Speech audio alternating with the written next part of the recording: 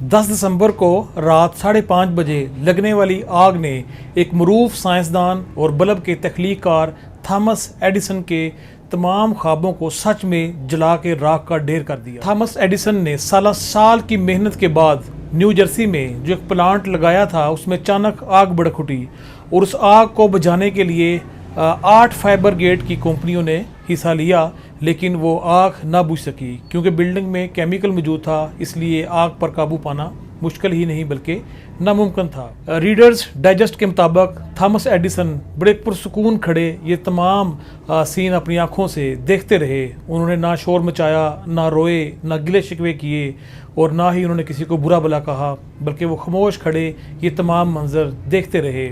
बल्कि Thomas Edison का बेटा चार्ल्स उनके पास आया और उसने अपने वालिद से अफसोस का इज़हार किया तो उसके वालिद ने कहा, बेटा इस फैक्ट्री में काफ़ी कूड़ा जमा हो चुका था, अच्छा हुआ वो जल के राख हो गया। तो जब उसके बेटे ने मज़ीद परेशानी का इज़हार किया तो थॉमस ने कहा कि जाओ अपनी वालदा को बुलाओ, उसे कहो कि अपनी सहेलियों को भी साथ ले आए और आके देखे कितनी प्यारी आतिशज़दगी है और ऐसी आतिशज़दगी आपने पहले कभी नहीं देखी हो। लेकिन 67 साला बूढ़े शख्स ने अपने अज़ीज़ो कारब के साथ और अपने दोस्तों के साथ वादा किया कि मैं बिल्कुल इस जैसी कंपनी दोबारा आपको बहुत ही थोड़े अरसे में बनाकर दिखाऊंगा। न्यूयॉर्क टाइम्स के मुताबिक अगरचे रात को काफ़ी देर तक आग बुझाने की सरगर्मियों में थॉमस एडिसन शामिल रहे और थक गए थे, लेकिन इसके बावजूद वो सुबह 8 बजे उठे और दोबारा से अपनी फैक्ट्री की सरनो तमीर का जायज़ा लिया और उसके ऊपर काम शुरू कर दिया। वो थके नहीं, वो हारे नहीं, उन्होंने खुद को लोगों से अलग करके तन्हाई में एक कमरे में बंद नहीं कर लिया। वो डिप्रेशन में नहीं चले गए, वो स्ट्रेस में नहीं चले गए, बल्कि उन्होंने क्या किया, उन्होंने दोबारा से उसी अज़म के साथ, उसी जज्बे के साथ और वेरी नेक्स्ट डे उन्होंने काम करना शुरू कर दिया। और उनके इस अज़म को देखकर उनकी जो बाकी टीम मेंबर्स थे उन्होंने भी उनका साथ दिया।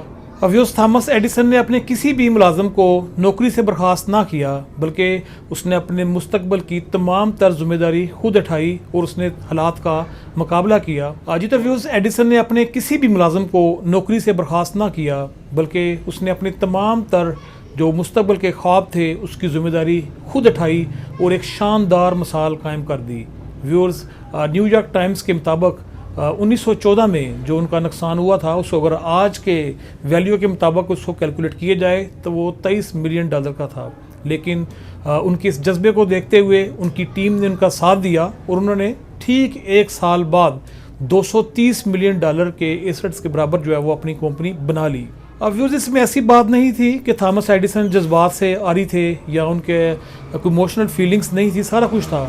लेकिन इसमें जो मेन वजह थी कि उन्होंने अपने आप पे काबू रखा, उन्होंने अपने जज्बात पे, अपने एहसासात को काबू में रखा और तमाम तर हालात की जिम्मेदारी खुद उठाई। बाहर क्या हो रहा है ये मेरे बस में नहीं, लेकिन जो मेरे अंदर हो रहा है वो 100% मेरे बस में है। तो लिहाजा मेरे अंदर आने वाली सोचों और ख्यालात को काबू में रखना और उनको पॉजिटिव तरीके से इस्तेमाल करना ये मेरी जिम्मेदारी है।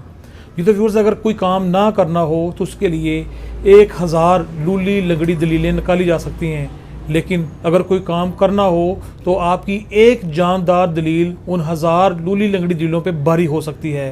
तो लिहाजा अपनी ज़िंदगी में अपनी कामयाबी का ज़ुम्मा खुद उठाइए और आप खुद को अपनी नाकामी और कामयाबी का ज़िम्मेदार ठहराइए और अपनी तमाम तर जिम्मेदारी अपने कंधों पे उठाइए। फिर देखिए किस तरह कामयाबी आपके कदम चूमती है। ये तो व्यूज़, इसके साथ ही इश्तियाक अहमद को इजाज़त दीजिए। अल्लाह हाफिज़।